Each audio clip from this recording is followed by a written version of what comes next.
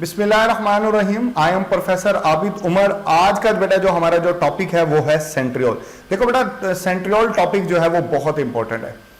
ये थोड़ा सा ट्रिकी है, बच्चों को इसके अंदर जो है वो कंफ्यूजन होती है, लेकिन आज इंशाल्लाह हम ये सारी कंफ्यूजन जो है वो क्लियर करेंगे। चले, सबसे पहली बात जो सेंट्रियोल में बेटा आपको पता होनी चाहिए वो ये कि ये एक नॉन मेम्ब्रेनस ऑर्गेनेली है। कौन सी है ये? नॉन मेम्ब्रेनस ऑर्गेनेली है, मतलब इसके इर्द गिर्द कोई मेम्ब्रेन जो है वो नहीं होती। ये बात आपको याद रखनी है। दूसरी बात जो बेटा एमसीक्यूज में पूछी जाती है वो इसकी अकरेंस है कि ये कहां पर जो है बेटा ये पाई जाती है और किन के अंदर जो है ये एब्सेंट होती है। देखो बेटा, मैं आपको जो है वो इसके बारे में बता देता हूं। सबसे पहले जो अकरेंस की बात जब हम कर रहे हैं तो मैं बता देता हूं कि ये कहां पर जो है बेटा ये एब्सेंट होती है और कहां पर ये प्रेजेंट होती है। ये बातें हमने देखनी है। देखो बेटा, पहली बात तो ये जो है बेटा ये हायर प्लांट्स में एब्सेंट है, यीस्ट में मतलब फंगस में ये नहीं होती, किसी प्रोटोजोआ में ये नहीं होती, ठीक है ना, ये यहां पर टोटली एब्सेंट है। जबकि अगर आप इसकी प्रेजेंस की बात करें तो ये एनिमल्स में प्रेजेंट होती है। इसके अलावा जो है बेटा जो लोअर प्लांट्स होते हैं, लोअर प्लांट्स में कुछ ये ब्रायोफाइट्स आ जाते हैं, लोअर प्लांट्स के अंदर ये ऑर्गेनेली जो है ये मौजूद है। ये बेटा आपको बातें याद रखनी है, ठीक है ना। हम बात माइक्रोट्यूब्यूल की नहीं कर रहे, हम बात सेंट्रियोल की कर रहे हैं, ठीक हो गया, जो कि एक प्रॉपर ऑर्गेनेली है। चले, उसके बाद कुछ और बातें जो है बेटा वो हम इसकी डिस्कस करते हैं। फिर इसकी लोकेशन की, ये बेटा बिल्कुल न्यूक्लियस के साथ ही जो है बेटा ये मौजूद होती है। चलें, उसके बाद आगे चलते। एक बड़ा ही इंपॉर्टेंट चीज है बेटा जो आपको समझनी है, वो क्या है? वो है बेटा difference between centriole and centrosome. अक्सर बच्चों को यह डिफरेंस नहीं पता होता, अक्सर बच्चों को यह नहीं पता होता कि सेंट्रियोल और सेंट्रोसोम में क्या फर्क होता है। चले, ये फर्क मैं आपको बताता हूं, देखें थोड़ा सा समझने वाला है। देखो बेटा, ये आपको दिखाई दे रहा है, ये सेंट्रियोल है, दीज आर सेंट्रियोल, ठीक है ना। जब सेल नॉन डिवाइडिंग स्टेज में होता है तो एक सेल के पास दो सेंट्रियोल होते हैं और एक सेंट्रोसोम होता है। अब देखें ना, ये सेंट्रियोल है और ये एक सेंट्रियोल है और ये दूसरा सेंट्रियोल है, और ये दोनों एक दूसरे के साथ राइट एंगल पोजीशन के अंदर मौजूद है। बताया जाता ना कि ये 90 का एंगल बनाते हैं एक दूसरे के साथ। कौन सा एंगल बनाते हैं? 90 का। और आप ये देखिए यहां पर ये लेबल किया हुआ है सेंट्रोसोम। तो टेक्निकल इनके अंदर क्या डिफरेंस होता है ये बात मैं आपको अभी बता देता हूं। देखिए टेक्निकली जो है बेटा वो इनके अंदर डिफरेंस जो है वो मैं आपको समझा रहा हूं। देखिए फर्ज कर लें ये सेल है, ठीक हो गया। ये जो है ना ये दो जो डॉटेड फॉर्म के अंदर मैंने बनाए हैं, these are centriole, these are centrioles. इन दोनों सेंट्रियोल्स को इकट्ठा रखने के लिए, इन दोनों सेंट्रियोल्स को इकट्ठा रखने के लिए बेटा एक जो है एक जेल लाइक सब्सटेंस होता है। आप देखना ना इसके इर्द गिर्द ये मैं बना रहा हूं, जैसे एक जेल लाइक सब्सटेंस होता है। इन दोनों को, दोनों सेंट्रियोल को एक जगह पे रखता है ये, ताकि ये दोनों सेंट्रियोल जो है वो सेपरेट ना हो। ये जो जेल लाइक सब्सटेंस है इसको बेटा कहा जाता है, इसको आप नाम देते हो सेंट्रोस्फेयर। क्या नाम देते हो? सेंट्रोस्फेयर। ये centriole plus centrosphere, centriole plus centrosphere, that will be equal to centrosome, that will be equal to centrosome, ठीक है ना। अब आपको बात समझ आ गई होगी कि सेंट्रियोल क्या होते हैं, सेंट्रोसोम क्या होता है। देखो बेटा इसका कॉन्सेप्ट समझना बहुत जरूरी है। इसके कॉन्सेप्ट के बाद ही आपको सही बात में सही तरीके से जो है वो इसकी तादाद का अंदाजा होगा, जहां से मोस्टली एमसीक्यूज बनता है। देखें इस वक्त सेल के अंदर जो है बेटा ये न्यूक्लियस है, इस वक्त सेल के अंदर जो है वो दो सेंट्रियोल है और एक सेंट्रोसोम है। एक सेंट्रोसोम के अंदर दो सेंट्रियोल जो है बेटा वो पाए जाते हैं, ठीक हो गया। यहां तक मेरा ख्याल है कि आपको बात जो है वो समझ आ गई होगी। चलें आगे चलते हैं। जैसे अभी मैं आपको कह रहा था कि तादाद को लेके इसके अंदर जो है वो बहुत एमसीक्यूज आते हैं। देखो बेटा जैसे जनरली जो है बेटा अगर आप एक सेंट्रियोल की बात करें तो फिर जो है वो थोड़ा सा मैं इसके स्ट्रक्चर को लेकर जो है वो बेटा आपको बताऊंगा। इसके स्ट्रक्चर की अगर आप बात करें ना तो देखें एक सेंट्रियोल के अंदर अगर आप ये ऐसे देखें ना, ऐसे ये ऐसे एक माइक्रोट्यूब्यूल पाया जाता है। This is one microtubule. इसको क्या बोलोगे? माइक्रो, ये माइक्रोट्यूब्यूल है। सिंगल माइक्रोट्यूब्यूल है। लेकिन अगर आप इसको ऐसे कंबाइन करें, ऐसे, जो कि इसके स्ट्रक्चर में पाया जाता है, इस तरीके से अगर आप देखो तो बेटा ये ट्रिपलेट माइक्रोट्यूब्यूल है। ये तीनों क्या है? These are triplet microtubule. मेरा ख्याल है कि अब बात आपको क्लियर हो गया कि माइक्रोट्यूब्यूल और ट्रिपलेट माइक्रोट्यूब्यूल। एक सेंट्रियोल के अंदर ऐसे जो ट्रिपलेट हैं वो 9 होते हैं। कितने होते हैं? 9। देखिए अगर ट्रिपलेट जो है बेटा वो 9 है तो सिंपल माइक्रोट्यूब्यूल कितने होंगे?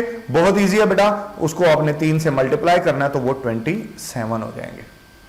ठीक है, तो चले मैं स्ट्रक्चर की तरफ जा रहा हूं, फिर मैं इसकी तादाद के बारे में भी आपको समझाता हूं। देखिए जैसे कि अभी मैंने आपको कहा कि देखिए 9 होते हैं। आप ये देखो, ये 9 ट्रिपलेट माइक्रोट्यूब्यूल आपको इसके अंदर दिखाई दे रहे हैं। आप इसमें से गिन भी सकते हैं 1 2 3 4 5 6 7 8 और ये 9 जो है वो टोटल होते हैं। आप इसको गिन सकते हैं और ये सारे के सारे ट्रिपलेट्स हैं, सारे के सारे ट्रिपलेट्स हैं। चले अब जो है बेटा वो मैं इसकी जो है वो तादाद की तरफ आ रहा हूं। ये वो एरिया है बेटा जहां से अक्सर औकात एमसीक्यूज जो है वो बनता है और यही वो एरिया है जहां पर बच्चों को कंफ्यूजन होती है। चलें ये कंफ्यूजन जो है वो हम जल्दी से अपनी क्लियर कर लेते हैं। देखिए जैसे अभी मैंने कहा कि इन जनरल एक सेंट्रियोल जो होता है बेटा, एक सेंट्रियोल उसके अंदर जो है वो आप देख सकते हो कि एक सेंट्रियोल होगा, क्योंकि सेंट्रोसोम में तो 2 होते हैं तो इसलिए यहां पर डॉटेड लाइन से शो किया गया। इसके अंदर 9 ट्रिपलेट है और 27 सिंपल माइक्रोट्यूब्यूल या ट्यूब्यूल्स पाया जाता है। बुक में इसकी वर्डिंग को थोड़ा सा कंफ्यूजन डाली गई है तो वो कंफ्यूजन भी आपकी जो है बेटा वो क्लियर हो जाएगी। ठीक हो गया, ये एक सेंट्रियोल के लिए हमने बात किया। जब सेल नॉन डिवाइडिंग स्टेज में होता है, डिवाइडिंग स्टेज में नहीं है, क्योंकि जब डिवाइडिंग स्टेज में जो है बेटा वो सेल जाता है तो सेंट्रियोल डुप्लीकेट हो जाते हैं। इंटरफेस के अंदर ही ऐसा हो जाता है कि सेल डुप्लीकेट, जो सेंट्रियोल्स होते हैं वो डुप्लीकेट हो जाते हैं और वो 2 से 4 हो जाते हैं। ठीक है ना, तो पहले हम बात करेंगे नॉन डिवाइडिंग सेल की, फिर उसके बाद जो है बेटा मैं आपको डिवाइडिंग सेल के बारे में भी जो है वो बता देता हूं। देखिए सबसे पहले बात करें हम नॉन डिवाइडिंग सेल की। नॉन डिवाइडिंग सेल के अंदर सेंट्रियोल की तादाद 2 होती है। सेंट्रियोल की तादाद 2 होगी और सेंट्रोसोम 1 होगा। जैसे अभी मैंने आपको बताया था कि एक सेंट्रोसोम के अंदर 2 सेंट्रियोल होते हैं। उसके बाद बात कर लेते हैं बेटा ट्रिपलेट्स की। देखिए बेटा अगर एक ट्रिपलेट के, एक सेंट्रियोल के अंदर अगर 9 ट्रिपलेट है तो डेफिनेट सी बात है कि जो है बेटा 2 सेंट्रियोल के अंदर 18 ट्रिपलेट्स होंगे।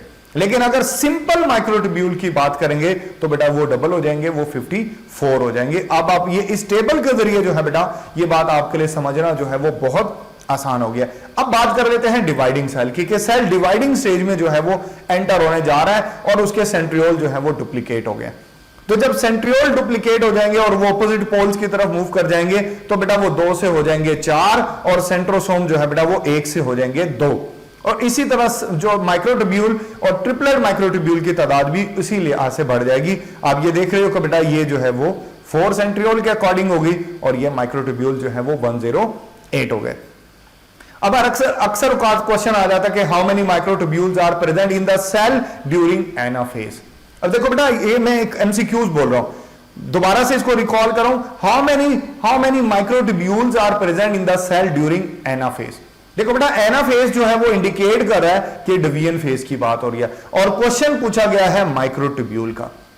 तो एनाफेज के दौरान जो है बेटा सेंट्रियोल की तादाद 4 होगी, सेंट्रोसोम 2 होंगे, तो उसमें माइक्रोट्यूब्यूल 108 होंगे। ठीक है ना, तो इस तरीके से जो है बेटा वो आप क्वेश्चन का जो है वो आंसर बड़ी आसानी इसके साथ जो है वो कर सकते हो। मैं उम्मीद कर रहा हूं कि आपको ये बात बहुत अच्छे से जो है बेटा समझ आ गई होगी। मैंने इसके स्ट्रक्चर भी आपको एक्सप्लेन कर दिया है। इसके बाद अगर हम बात करें इसकी कंपोजिशन की तो बेटा ये ट्यूबुलिन प्रोटीन का बना होता है। माइक्रोट्यूब्यूल्स होते हैं ना, तमाम के तमाम माइक्रोट्यूब्यूल्स ट्यूबुलिन प्रोटीन के जो है बेटा ये बने होते हैं। फिर इसके फंक्शन की बात करें तो इसके फंक्शन के हवाले से मैं आपको बताता जाऊं बेटा कि आपने पढ़ा था कि ये जो है ड्यूरिंग द सेल डिवीजन जो है वो कंस्ट्रिक्टिंग रिंग या क्लीवेज फारोस जो है ये पैदा करते थे। आपने पढ़ा था ना, ये बात मैंने आपको साइटोकाइनेसिस में भी बताई थी।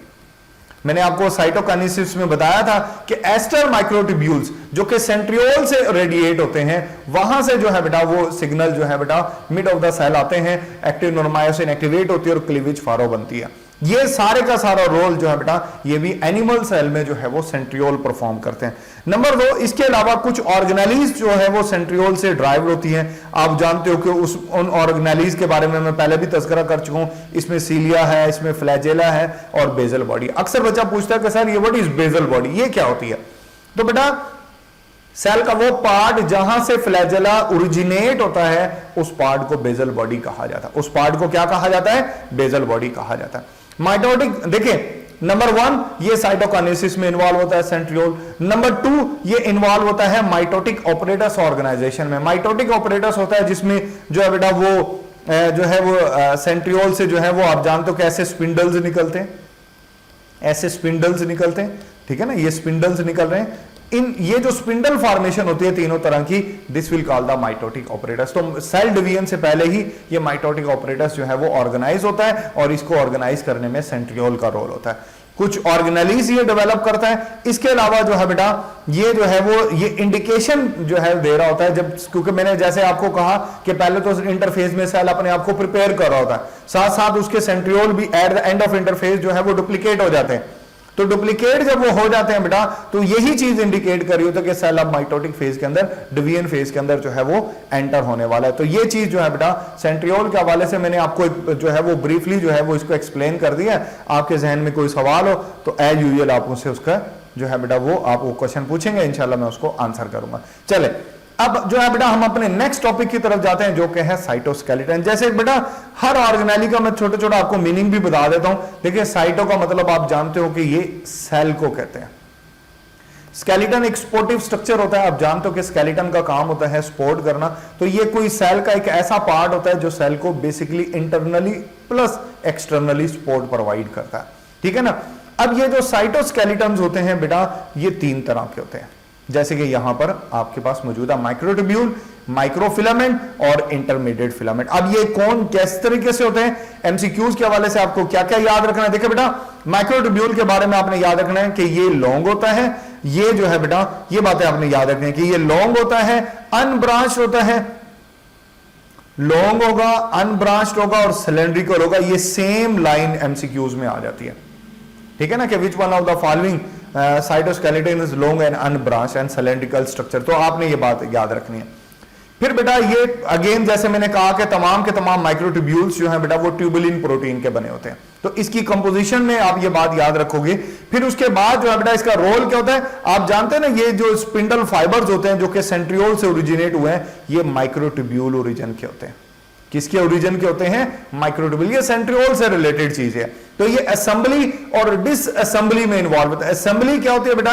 असेंबली होती है कि इनका जो है वो क्रोमोसोम का एक जगह के ऊपर इकट्ठा कर लेना, जैसे कि मेटाफेज के अंदर होता है। डिसअसेंबली जो है बेटा क्या होती है? डिसअसेंबली होती है कि जब एनाफेज आता है ना, देखें एनाफेज के दौरान ये स्पिंडल्स कुछ यूं अलग हो जाते हैं।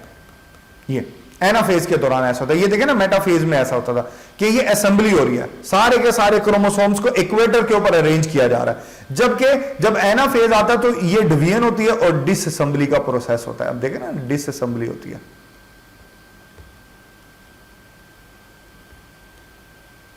डिसअसेंबली हो रही है, ये एनाफेज के दौरान होता है। तो ये असेंबली और डिसअसेंबली ऑफ स्पिंडल्स के अंदर जो है बेटा ये इन्वॉल्व होते हैं, जो कि क्रोमोसोम की इक्वल डिस्ट्रीब्यूशन में जो है बेटा ये शामिल होंगे। चलें आगे चलते हैं। नेक्स्ट देखें, नेक्स्ट जो है बेटा ये बात फिर क्योंकि ट्यूबुलिन प्रोटीन की आई, माइक्रोट्यूब्यूल की आई, तो फिर वही ऑर्गेनेलीज आ गई, सीलिया, फ्लैजेला, बेजल बॉडी। ये जो है बेटा माइक्रोट्यूब्यूल्स ओरिजिनेटेड ऑर्गेनेलीज होती है। तो ये ऑर्गेनेलीज बनाने में इसका बड़ा अहम किरदार होता है। ये बात भी आपने नोट रखनी है। उसके बाद वेरी नेक्स्ट जो है बेटा हम अगले पार्ट की तरफ जा रहे हैं, जो कि है माइक्रोफिलामेंट। देखो बेटा माइक्रोफिल, जैसे इसमें जो ज्यादातर जो एमसीक्यूज कॉमन आस्किंग एमसीक्यूज है, सबसे पहले मैं आपको वो बता देता हूं। देखो बेटा इसमें जो सबसे ज्यादा कॉमन आस्किंग एमसीक्यूज है ना, वो आता है इसकी कंपोजिशन को लेके, इसकी कंपोजिशन को लेके एमसीक्यूज आता है। देखो बेटा वो क्या है, इसकी जो है बेटा कंपोजिशन को लेके एमसीक्यूज आता है। और इसमें इसकी कंपोजिशन चले मैं जल्दी से बता देता हूं। इसकी कंपोजिशन जो है बेटा एक्टिन, मायोसिन, जो कंडक्टाइल प्रोटीन होती है वो बेसिकली माइक्रोफिलामेंट प्रोटीन होती है, ठीक है ना। इसी तरह आपने नाम सुना होगा ट्रोपोमायोसिन प्रोटीन का। ये प्रोटीन जो है मिलकर माइक्रोफिलामेंट्स जो है बेटा वो बनती है। ये कंडक्टाइल प्रोटीन्स है, ठीक है ना। इनका काम होता है कॉन्ट्रैक्शन जो है बेटा वो डेवलप करना, जो है वो इनका मेजर रोल होता है। चलें आगे चलते हैं नेक्स्ट। फिर ये सेल के अंदर क्या रोल प्ले करती है बेटा, इसका सेल के अंदर जो साइक्लिक जो सेल मूवमेंट्स होती है ना, सेल मूवमेंट्स, उनके अंदर एक किरदार होता है। जैसे साइक्लोसिस जो है, साइक्लोसिस इसको साइटोप्लाज्मिक स्ट्रीमिंग मूवमेंट कहा जाता है। क्या कहा जाता है कि साइटोप्लाज्मिक, ये कौन सी मूवमेंट है, स्ट्रीमिंग मूवमेंट है। स्ट्रीमिंग मूवमेंट मतलब जैसे जैसे साइटोप्लाज्म जो है बेटा ये फ्लो करेगा वैसे वैसे ऑर्गेनेलीज फ्लो करती है। इस तरह की जो मूवमेंट होती है इसको साइक्लोसिस कहते हैं। ये ऐसे ही है जैसे एक कागज की एक कश्ती आप बनाते हो और जनाब पानी के अंदर उसको रखते हो, जैसे जैसे पानी चलता है वो वैसे वैसे चलती है। ये जो मूवमेंट होती है ये साइक्लोसिस मूवमेंट होती है। इसके अंदर जो है साइटोस्केलेटन का बड़ा किरदार होता है। दूसरी एमोबाइड मूवमेंट है, जैसे अमेबा मूव करता है कि अमेबा जो है बेटा वो किसी स्पोर्ट को सूडोपोडिया की मदद से, किसी स्पोर्ट की मदद से जो है वो मूव करेगा। यहां पर जो है बेटा साइटोस्केलेटन्स ऑर्गेनेलीज के लिए वो स्पोर्ट बनते हैं, ठीक है ना, जिनको पकड़कर ऑर्गेनेलीज जो है वो साइटोप्लाज्म के जो है एक सिलेक्टेड एरिया के अंदर जो है वो मूव कर पाती हैं। तो ये दो तरह की मूवमेंट के अंदर जो है बेटा वो किरदार अदा करता है, साइटोप्लाज्मिक स्ट्रीमिंग मूवमेंट और दूसरी एमोबाइड मूवमेंट के अंदर इसका रोल होता है। ये बात आपने एमसीक्यूज के हवाले से याद रखनी है। उसके बाद अगली जो चीज है बेटा वो है इंटरमीडिएट फिलामेंट। ये जो इंटरमीडिएट फिलामेंट होता है ना बेटे, इंटरमीडिएट फिलामेंट, इसका नाम इंटरमीडिएट इस वजह से क्योंकि इसका डायामीटर इन बिटवीन होता है माइक्रोफिलामेंट के और माइक्रोट्यूब्यूल के इन बिटवीन जो है बेटा इसका डायामीटर जो है वो पाया जाता है।